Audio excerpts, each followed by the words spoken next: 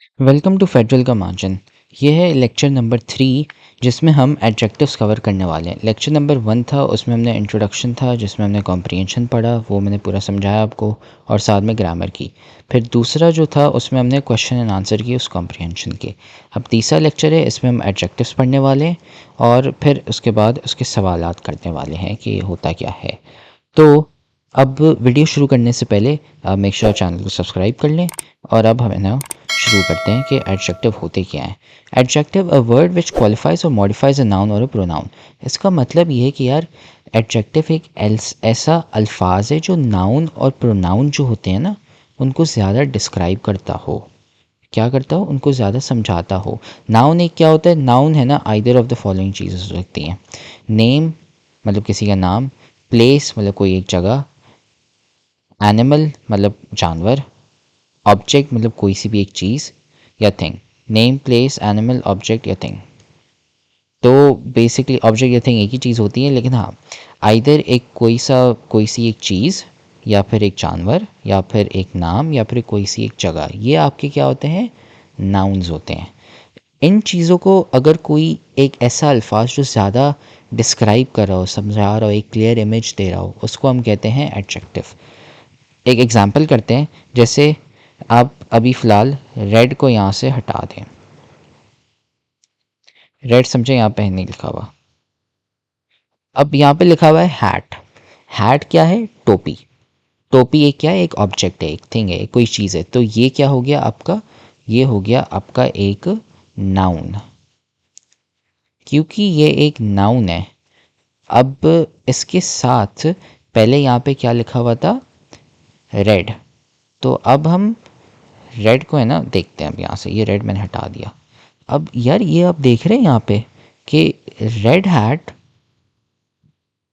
एक अलग ही चीज़ है। मतलब मैं जब आपको एक हैट कहता हूँ, टोपी कहता हूँ, बहुत सारी अलग किस्मों की है ना टोपी आपके जहन में आती हैं। लेकिन जब मैं एक रेड हैट कहता हूँ तो रेड है ना टोपी को समझा रहा है। मतलब वो है ना कह रहा है कि अच्छा ये जो टोपी है ये लाल कलर की होगी, तो ये जो बाकी जो नारंगी और हरा, ब्लू, नीला, कुछ भी जो कोई सा भी कलर आएगा, काला, जो कुछ भी, वो आपके जहन में होगा ही नहीं, क्योंकि यार हमने बोल दिया क्योंकि ये लाल टोपी है। तो ये एक एडजेक्टिव है। तो अब एडजेक्टिव होते क्या हैं? यार एक ऐसे अल्फाज होते हैं जो आपके नाउन्स को समझा ज़्यादा एक्सप्लेन करते हो, क्लियरली है ना एलैबोरेट करते हो। तो इस चक्कर में, इस सिनारियो में एक टोपी को वो है ना ज़्यादा एलैबोरेट कर रहा है, डिस्क्राइब कर रहा है कि अच्छा ये लाल कलर की टोपी है। तो इसलिए इस केस में रेड हैट है, रेड इसमें आपका एडजेक्टिव हो गया। फिर दूसरा एक और एग्जांपल यहाँ पे लिखा हुआ है क्विक फॉक्स। अब फॉक्स और क्विक, फॉक्स क्या है? सबसे पहले आप क्विक को तो इग्नोर ही कर दें।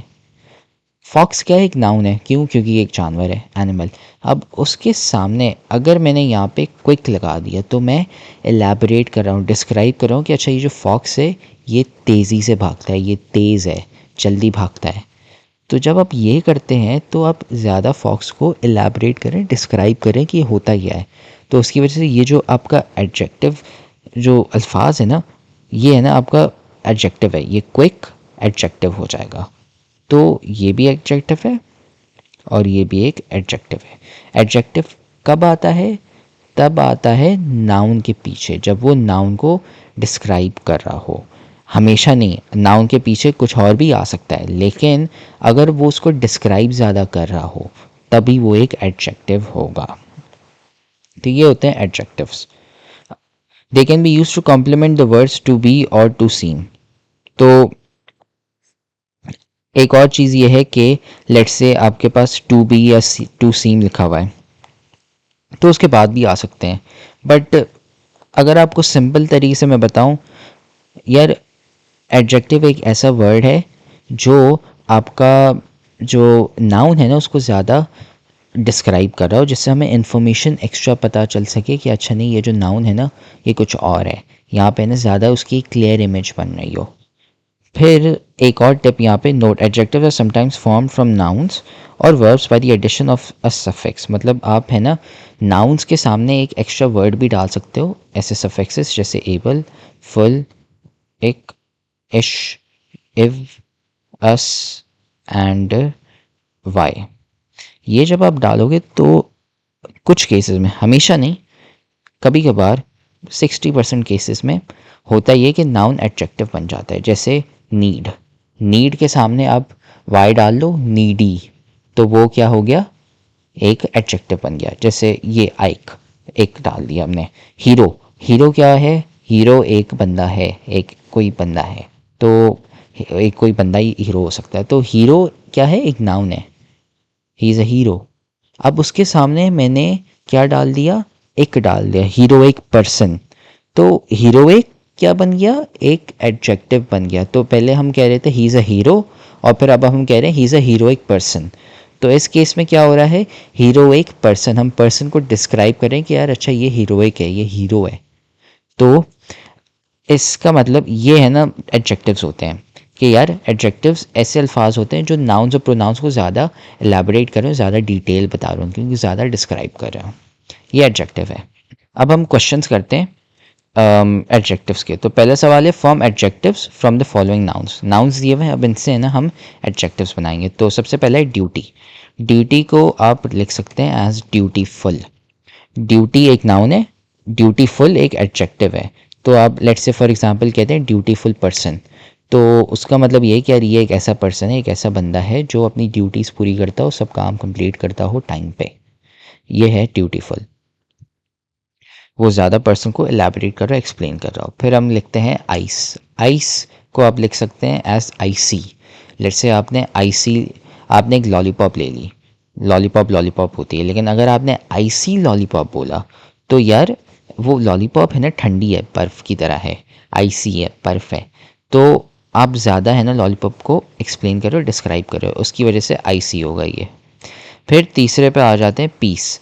पीस की जगह इसकी इसको है ना आप बना सकते हैं एडजेक्टिव में बाय राइटिंग पीसफुल।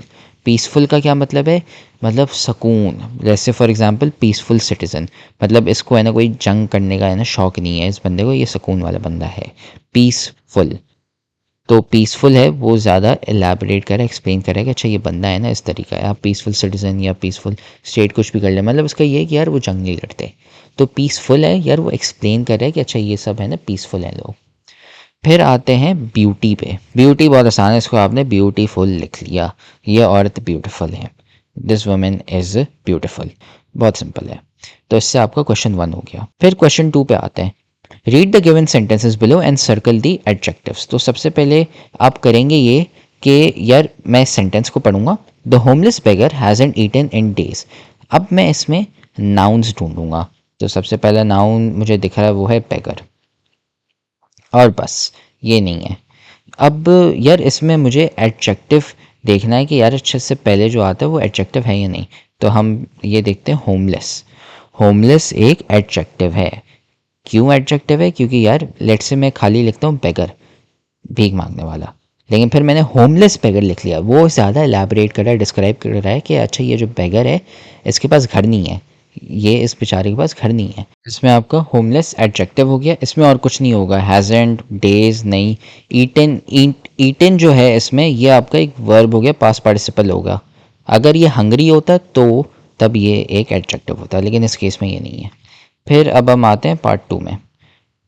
पार्ट 2 में the fox is a sly animal. अब इसमें नाउन्स कौन से, एक तो फॉक्स से हो गया हमारा, ये जानवर है, और एनिमल इटसेल्फ।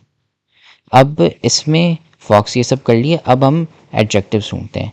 अच्छा सबसे पहले तो यार द, ये नाउन है, इसके पीछे द आ रहा है, यार द तो नहीं है, क्यों नहीं हो सकता, क्योंकि द एक प्रपोजिशन है, तो द तो आंसर नहीं है, ये तो एडजेक्टिव नहीं है। फिर आता है स्लाई, हाँ ये एनिमल के पीछे आ रहा है और एक्सप्लेन करे कि अच्छा ये जो जानवर है फॉक्स है, एनिमल जो है ये स्लाई है, तो ये इस केस में आपका एडजेक्टिव हो गया।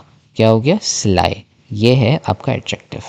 फिर अब हम आते हैं क्वेश्चन नंबर 3 में, Mary had a little lamb. तो इसमें यार सबसे पहले नाउन आपका मैरी हो गया, और फिर हैड अ लिटिल, और फिर लैम्ब, ये नाम है और ये एक जानवर है, Mary had a little lamb. अब इसमें हमारा वो क्या है, एडजेक्टिव क्या है। तो सबसे पहले यार लैम्ब के पीछे लिटिल है, हाँ लैम्ब को है ना ज़्यादा डिस्क्राइब कर रहा है कि अच्छा ये लैम्ब है, ये छोटी है, लिटिल है, तो उसकी वजह से ये एडजेक्टिव है। फिर मैरी है, मैरी के पीछे कोई अल्फाज नहीं आ रहा, तो इसकी वजह से लिटिल इसमें आपका एडजेक्टिव होगा। फिर आ गया आपका क्वेश्चन नंबर 4, क्वेश्चन नंबर 4 में द सेल्फिश जायंट, जायंट हाँ एक वो है नाउन है। डिडंट अलाउ द चिल्ड्रन, हाँ चिल्ड्रन वो क्या है आपके नाउन। फिर to enter his garden, garden, garden भी एक नाउन है। तो ये आपके सारे नाउन्स हैं। अब इसमें से हमें एडजेक्टिव्स ढूंढने हैं। तो सबसे पहले जायंट, जायंट के पीछे सेल्फिश, हाँ ये इलेबोरेट कर रहा है, ज़्यादा समझा रहा है कि ये जो जायंट है ये सेल्फिश है, ये बहुत मतलबी है, ये खुद को ही है ना सबसे ज़्यादा देखता है, मतलबी इंसान है। तो इसकी वजह से सेल्फिश क्या हो गया, एडजेक्टिव हो गया। डिडंट अलाउ दी, नहीं दी तो प्रपोजिशन है तो ये नहीं होगा। टू एंटर हिज गार्डन, नहीं।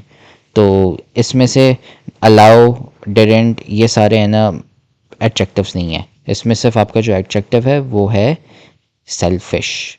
तो सेल्फिश इसमें आपका आंसर हो गया। फिर आते हैं हम इसमें द फूलिश डॉग, डॉग हाँ एक नाउन है।